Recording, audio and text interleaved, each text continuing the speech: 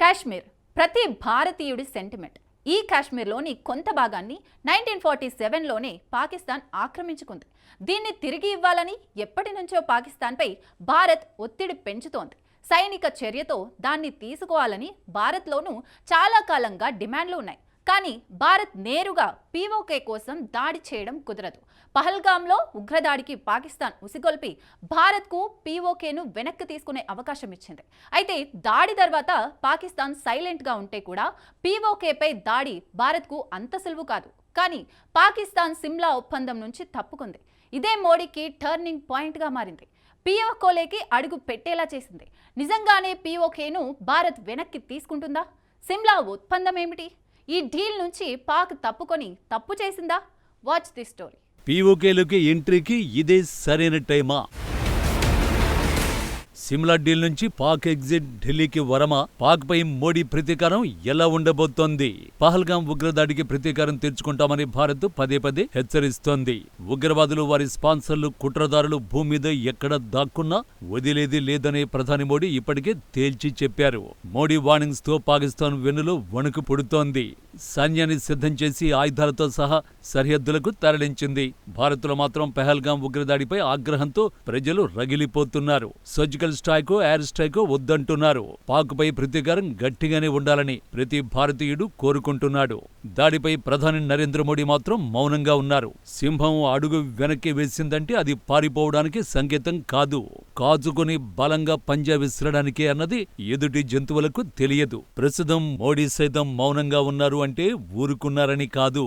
ఎలాంటి దాడి చేయాలి, ఎక్కడ దాడి చేయాలన్న దానిపై తీవ్రంగా కసరత్తు చేస్తారు. ఎందుకంటే భారత్ దాడి చేస్తే దాని పర్యవసానాలు ఎలా ఉంటాయి, అంతర్జాతీయ సమాజం ఎలా రియాక్ట్ అవుతుంది వంటి అంశాలపై ఆరా తీస్తారు. అయితే ఇప్పుడు భారత్ ఎలాంటి దాడి చేయబోతోంది, పాకిస్తాన్కు ఎలా బుద్ధి చెప్పబోతోంది? పాక్ ఆక్రమిత కశ్మీర్ను మోడీ వెనక్కి తీసుకుంటారా? ఇవే ప్రశ్నలు అందరిలోనూ మెదులుతున్నాయి. నిజానికి ఊరి దాడికి ప్రతీకారంగా 2016లో ఉగ్ర స్థావరాలపై సర్జికల్ స్ట్రైక్ భారత్ నిర్వహించింది. ఆ తర్వాత పుల్వామా దాడికి ప్రతీకారంగా 2019లో బాలాకోట్లో వైమానిక దాడి చేసింది. సర్జికల్ స్ట్రైక్, ఎయిర్ స్ట్రైక్లతో పాకిస్తాన్కు బుద్ధి రాదని, తీరు మారదని భారతీయులు భావిస్తున్నారు. పుల్వామా తర్వాత పహల్గాంలో దారుణమైన దాడికి దిగిన పాకిస్తాన్ను ఈసారి పెద్ద దెబ్బే కొట్టాలని ప్రజలు డిమాండ్ చేస్తున్నారు. ఇప్పుడు భారత్ సైతం ఏదో భారీ దాడికి ప్లాన్ చేస్తున్నట్టు పాకిస్తాన్తో సహా ప్రపంచం అంచనా వేస్తోంది. నిజానికి పాకిస్తాన్లో లక్ష్యాలను ఛేదించగల సత్తా, ఆయుధ సామగ్రి కలిగి ఉంది. సిమ్లా ఒప్పందం నుంచి పాకిస్తాన్ వైదొలగడంతో భారత్ పీఓకేలోకి ప్రవేశిస్తుందా అన్న సందేహాలు వ్యక్తమవుతున్నాయి. ఎప్పటినుంచో పీఓకేను ఖాళీ చేయాలని భారత ప్రభుత్వం పాకిస్తాన్ డిమాండ్ చేస్తోంది. సో పీఓకేను వెనక్కి తీసుకోవడానికి ఇదే సరైన సమయంగా చాలా మంది విశ్లేషిస్తున్నారు. నిజానికి రెండు దేశాల సిద్ధాంతానికి జిన్నా బీజం వేశాడు. భారత్ నుంచి పాక్ను వేరు చేశాడు. జిన్నా ప్లానే ఇందిరాగాంధీ పక్కాగా అమలు చేసింది. పాకిస్తాన్ 1971 యుద్ధంతో రెండు దేశాలుగా విభజించింది.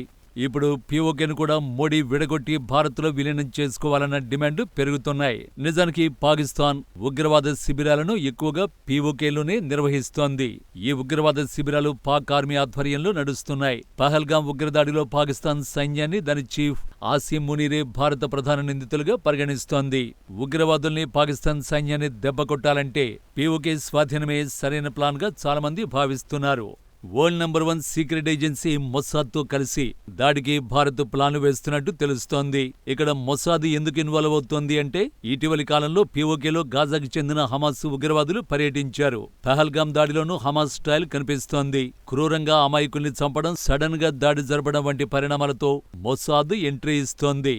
మొసాద్ ప్లాన్ వేస్తే దెబ్బ అదుర్సనేలా ఉంటుంది. సో మొసాద్ కలిస్తే పాకిస్తాన్ ఊహించని విధంగా ప్లాన్లు వేసి దాడి చేయడం ఖాయమన్నమాట. ఇజ్రాయిల్, భారత్ కలిసి పాకిస్తాన్ దెబ్బకొట్టేందుకు సిద్ధమైపోతున్నాయి. ప్రధాని మోడీ వార్నింగ్స్ ను, భారతీయుల డ్రీమ్ ను నెరవేర్చేందుకు ఇజ్రాయిల్ ప్రధానమంత్రి నెతన్యాహు ముందుకొస్తున్నాడు. ఇక దాడి చేయడానికి అవసరమైన ఆయుధాలు ఏంటి అంటే భారత్ వద్ద SCALP subsonic missile, BrahMos supersonic వంటి ప్రమాదకరమైన మిసైళ్లు భారత్ ఆర్మీ వద్ద ఉన్నాయి. స్కల్ప్ మిసైళ్లు తక్కువ ఎత్తులో దూసుకెళ్తాయి. అందుకే వీటిని శత్రువులు గుర్తించడం కష్టం. ఇది 560 కిలోమీటర్ల దూరంలోని లక్ష్యాన్ని ఛేదించడంలో 100% ఖచ్చితత్వంతో పనిచేస్తుంది. ఇక సూపర్సోనిక్ క్షిపణి బ్రహ్మోస్ను పాకిస్తాన్ గుర్తించడం కష్టం. ఇది 2.8 నుంచి 3 మాక్ వేగంతో దూసుకెళ్తుంది. ఉదాహరణకు 300 కిలోమీటర్ల దూరంలోని లక్ష్యాన్ని కేవలం 5 నిమిషాల్లోనే ధ్వంసం చేయగలదు. భారత నేవీ డిస్ట్రాయర్లలో కూడా బ్రహ్మోస్ మిసైళ్లు ఉన్నాయి. భారత్ ఐఎన్ఎస్ విక్రాంత్, ఐఎన్ఎస్ విక్రమాదిత్య వంటి విమానవాహక నౌకల్ని కలిగి ఉంది. ఇలాంటివి పాకిస్తాన్ వద్ద లేవు. రష్యా తయారు చేసిన S-400 రక్షణ వ్యవస్థలు 3 స్క్వాడ్రన్లు భారత్ వద్ద ఉన్నాయి. పాకిస్తాన్ ప్రయోగించే క్షిపణుల్ని 500 కిలోమీటర్ల దూరంలోనే S-400 చిత్తు చేస్తుంది. పాకిస్తాన్ శిక్షించేందుకు భారత్కు అపారమైన శక్తిని ఈ ఆయుధాలు ఇస్తాయి. 2019లో పుల్వామా దాడికి ప్రతీకారంగా మిరాజ్ 2000 యుద్ధ విమానాలు భారత్ యాక్షన్లోకి దించింది. ఈ ఫైటర్ జెట్లతో స్పైస్ 2000 అనే బాంబులతో ఉగ్రవాద శిబిరాలపై ఇండియన్ ఎయిర్ ఫోర్స్ విరుచుకుపడింది. నిజానికి సిమ్లా ఒప్పందం నుంచి పాకిస్తాన్ తప్పుకోవడం ఆ దేశానికే నష్టం. సిమ్లా ఒప్పందం 1972 జూలై 2న భారత్ పాకిస్తాన్ మధ్య హిమాచల్ ప్రదేశ్లోని సిమ్లాలో కుదిరింది. ఈ ఒప్పందం ప్రకారం లైన్ ఆఫ్ కంట్రోల్ ని సరిహద్దుగా భావించాలి. ఇప్పుడు పాకిస్తాన్ సిమ్లా ఒప్పందం నుంచి తప్పుకోవడంతో లైన్ ఆఫ్ కంట్రోల్ ని సరిహద్దుగా భావించాల్సిన అవసరం లేదు. అంటే నియంత్రణ రేఖ వెంబడి భారత్కు సైనికంగా మరింత స్వేచ్ఛ లభించే అవకాశం ఉంది. మరీ సింపుల్ గా చెప్పాలంటే పీఓకేలోకి భారత్ ఏకపక్షంగా ప్రవేశించేందుకు అవకాశం లభించినట్లు అయిందన్నమాట. నిజానికి 1999లో కార్గిల్ యుద్ధంలో పాకిస్తాన్ సిమ్లా ఒప్పందాన్ని ఉల్లంఘించి నియంత్రణ రేఖ దాటి వచ్చింది. వస్తున్న పాకిస్తాన్ సైన్యాన్ని మాత్రమే భారత్ అడ్డుకుంది. సిమ్లా ఒప్పందాన్ని భారత్ ఉల్లంఘించలేదు. ఇప్పుడు స్వయంగా పాకిస్తాన్ని తప్పుకోవడంతో కాగల కార్యం గంధర్వులే తీర్చారన్నట్టుగా మారింది. పీఓకేను భారత్ స్వాధీనం చేసుకోవడానికి ఓ రకంగా మార్గం ఏర్పడింది. పాకిస్తాన్ 2గా ఇందిరాగాంధీ విభజించింది. ఇప్పుడు మోడీ పీఓకేను వెనక్కి తెస్తాడా లేదా అన్నదే భారత్లో హాట్ టాపిక్ గా మారింది.